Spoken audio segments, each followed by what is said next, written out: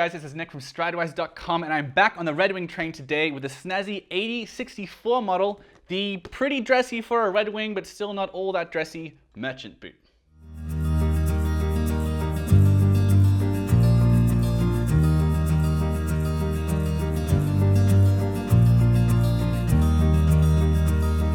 Now, Red Wing is just the most beloved American boot brand. They're founded in 1905 by Charles Beckman. They're currently headquartered in Minnesota, and they're really well known for their iconic Iron Ranger boot, which was actually the very first review I ever did on this channel. And to this day, that review I think is like the main source of traffic for my website. It is a hugely popular brand. It is the American brand. It is the boot brand in the United States, and I've been wanting to take a look at the Merchant for quite a while now. I'm going to try not to compare it too much to other Red Wing boots in case you're not familiar with them.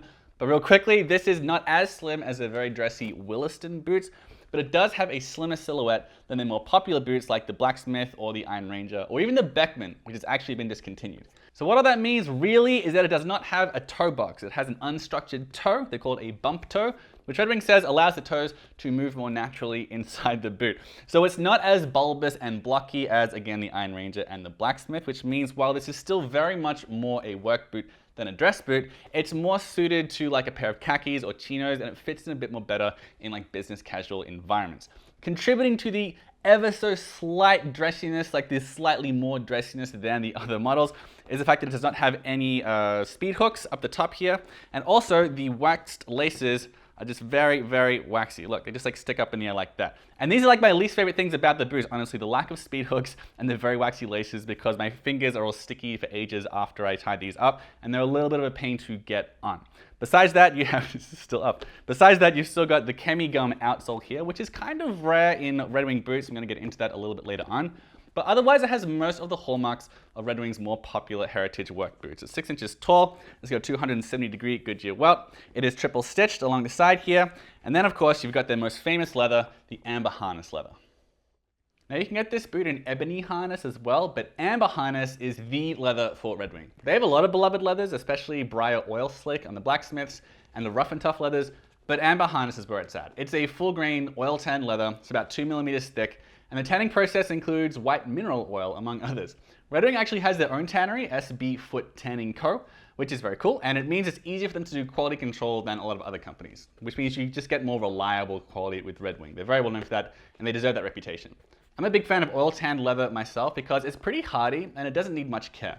It doesn't have quite as much like depth of color or vibrance as chrome tanned leather, but it does age really well, especially this particular oil tan leather. It ages really, really nicely. If you take a look at some of these photos of old amber harness Iron Rangers boots, which is the same leather, but a different boot, you can see it gets a really nice, rich patina, and it's exactly the kind of look a lot of guys want from their boots, which is why you don't make the same mistakes I did with the leather care.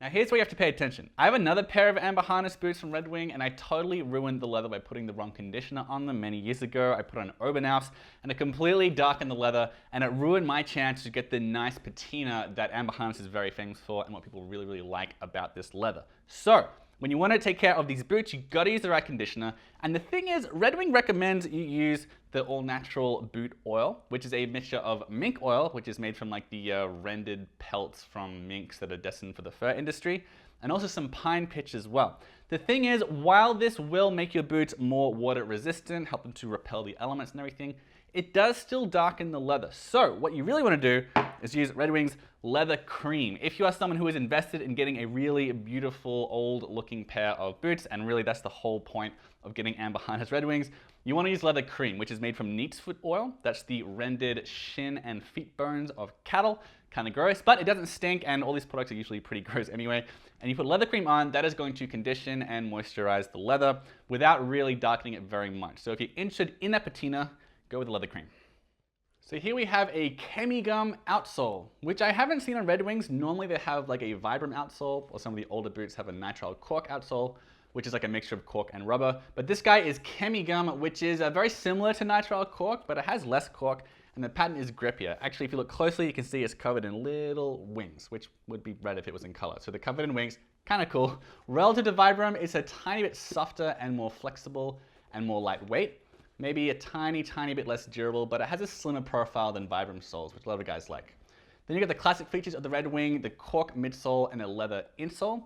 This combination is widely beloved among boot people because, for one, it's old-fashioned. And for 2, these materials are good at molding to the shape of your foot over time and getting really, really comfy and making your boots feel like they're designed for your individual foot. However, there is no shank in these boots, which is very unusual for a Red Wing Heritage boot. I called up Red Wing HQ and the Red Wing store to confirm it. Some people will insist it does have a shank. It does not have a shank. A lot of people think shanks are the most important part of a boot. It's like a little piece, usually metal. Sometimes it's like a fiberglass or something. But like it's a little strip of material around the arch, which helps with arch support and stability, and to help the boot to like maintain its shape over time. So some people think shanks are totally overrated. Some don't. It's up to you. But nonetheless, you should know no shank in this guy. Unlike a lot of Red Wing Heritage boots, these boots right now anyway, they're only available in the D width. So if you have very narrow feet or very wide feet, you're going to be out of luck. D is considered the normal width. Fortunately, I am a normal width, so it was fine on me. And it's still made on the same last, the number 8 last, as the most popular boots like the Iron Ranger and Blacksmith and so on. So whatever your size is in them, that's going to be a size in the merchants, and for me that's a size 11, and it's almost certainly going to be a half size down from your sneakers size. So my true size is like 11.5 on a Bionic device. It's actually more like 11.6 or 7. So when boots are true to size, they're 11.5, these are 11, and it's the same you're going to get in a lot of other boot companies like Thursday and Wolverine and Viberg, all these guys. They're usually a half size down. Some people need a whole size down. Most of the time, it's a half size down. Now, as for breaking these in, the comfort was Red Wing. It was a Red Wing level of comfort, which is to say totally fine, nothing to write home about, not uncomfortable, but not the most luxurious sensation you're gonna get. They're unlined boots. I mean, there's some lining down by the vamp, but you're not gonna get that nice like calfskin or glove leather lining you're gonna get on like some other models out there. And there's no shank in there as well. So the arch support, it's not amazing, and the shock absorption is not amazing either, but like it's perfectly comfortable. And an upside of this is that I did not get a tough break-in. Red Wing is very famous for their very gruesome break-in periods on their shoes, and with my Iron Rangers and my mock toes, I had like chunks of my feet falling off in the first week or two while they were getting accustomed to the size of my foot. But these I did not really get a break-in. I did get a bit of a break-in on the instep, unusually. It was pretty uncomfortable there for the first few wears. But otherwise, yeah, worked out just fine, and the comfort, it's totally acceptable. Now, as far as the price goes, a pair of these boots is going to cost you $320-ish. Like, it can always change, but right now it's $320. That's pretty standard. That's like roughly the cost you're going to get for like the Blacksmith, the Iron Rangers, the other Heritage boots. And it's a lot less expensive than the $420 Williston boots, like the more dressy boots that they have. So $300. That's it's reasonable. This is the thing with Red Wing. The comfort is reasonable, not amazing, but like reasonable. The price is reasonable for Goodyear welted boots that are made in America with this sort of leather and this sort of quality, this sort of build, this sort of solid construction. $300. I'm okay with it. I don't love it, but like I don't really have any big problems with the price. All right, so why should you consider getting a pair of Red Wing merchants? Look, these are Red Wing boots. That's like the pro, and that has a lot bundled into it, but that's like a pro in and of itself, because Red Wing deserves a reputation as just like the benchmark for quality in American boots. The price is like a little much for some people to handle, but they're just superb quality boots. The leather is absolutely fantastic. It is amber harness leather as well. It's going to age really, really nicely, and it doesn't need that much care because it's oil tan leather anyway. Looks really good. You got a nice Goodyear welt here, so it's going to be very water resistant, and also it's going to be easier to resole as they age. They can last you a really, really long time. The sole itself, this chemi gum, this is actually quite unusual for a Red Wing boot, and it is like a really nice sort of balance of softness and durability and grip as well. It's got a low profile. It's not very chunky, which is always an upside. Red Wing also has a money-back guarantee. If you don't like the boot, you can send them back within 30 days for a refund, which is nice. And also the merchant itself, like to say something specific to this model, as I mentioned, this has a unstructured toe box. It is slightly slimmer than some of their more heritage work boots, so it is definitely more versatile than like the Blacksmith or the Iron Ranger. So they can fit in with more business casual environments, and also very comfortable under a pair of jeans as well.